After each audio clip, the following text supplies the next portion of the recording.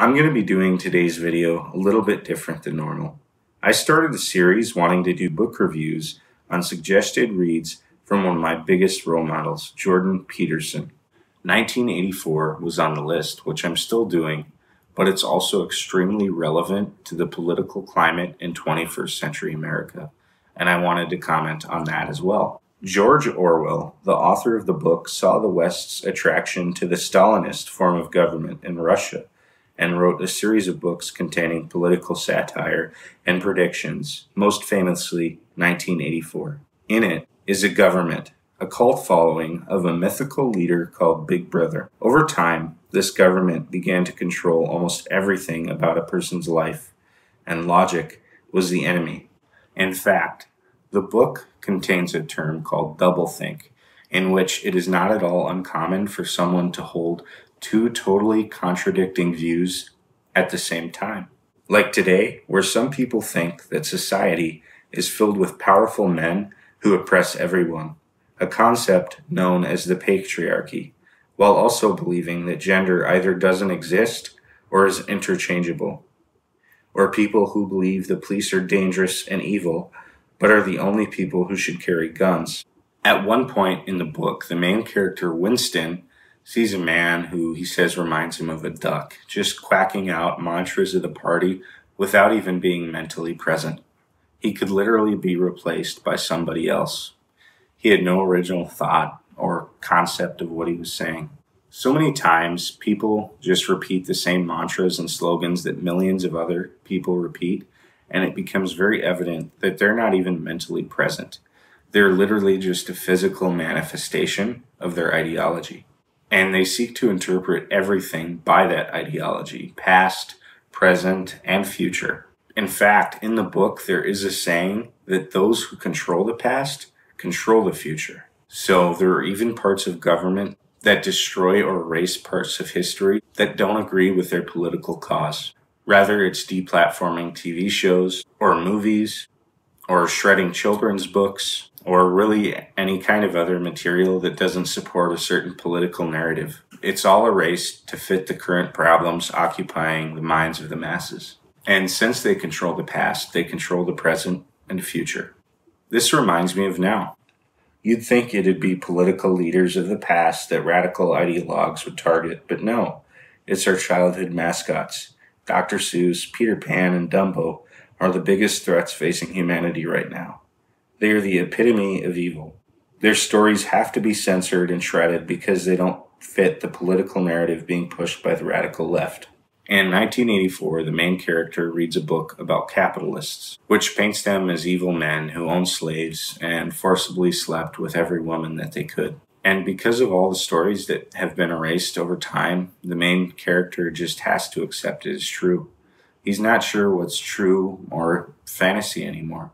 And he comes to the conclusion that what is true now is what has always been true, because there's no record of anything otherwise.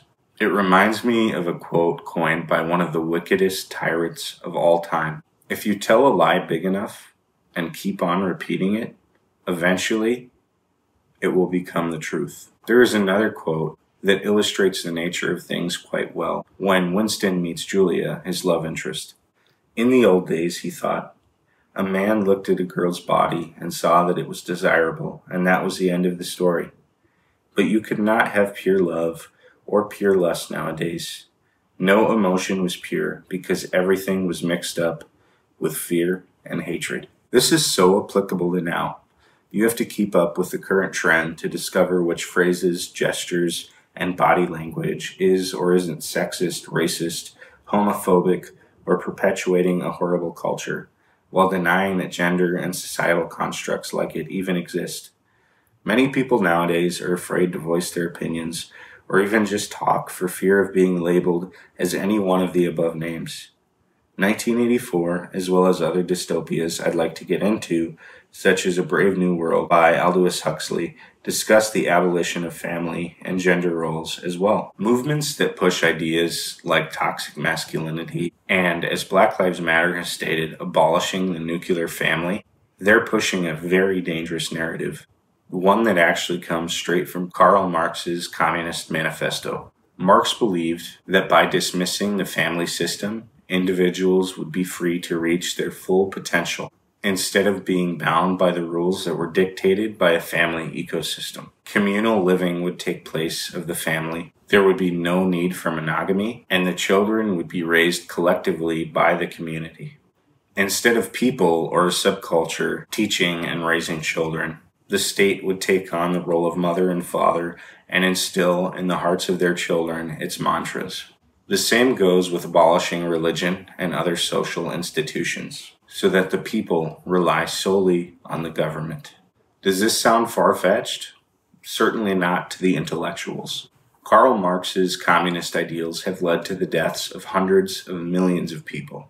So the fact that abolishing the nuclear family is being proposed by people today is extremely alarming. I believe that the attack on gender roles and the denial of the existence of two genders is the start of the realization of this dream. If you can't even admit that there are gender roles, and it is offensive to assume what gender a person is, with even some people displaying their gender pronouns on social media, is it that far-fetched to assume that a typical gender role that someone would assume in a family will soon become offensive as well? Like sister, brother, mother, or father? Don't get me wrong. I don't believe that most blue-haired, bra-waving college students understand the consequences of attacking gender roles in the slightest, especially as it pertains to manifesto communism. They just want to appear caring and intellectually open-minded. Some radical leftists do believe that gender and even familial roles are a social construct to keep people submissive to a tyrannical institution, and the abolition of those roles would lead to a better society. This is scary, and it has consequences that I don't believe any of us fully understand. I guess my petition to you is to stand up, voice your opinion, and subscribe and share my content. If you want to keep up with my Jordan Peterson reading list, I do have a playlist on my channel, but I am going to recommit at a slower pace and pump out a book review once every 2 months. I'm actually going to be going back to school, and I'm going to be working on a lot of other content for you guys. And although I love the book reviews, they've just been taking up too much of my time. With everything going on, I can't keep posting them at their current pace. However, once again, if you enjoyed the content and want to stay tuned for more, subscribe, hit that bell icon, and like that video for the YouTube algorithm. Thanks again, and have a great day.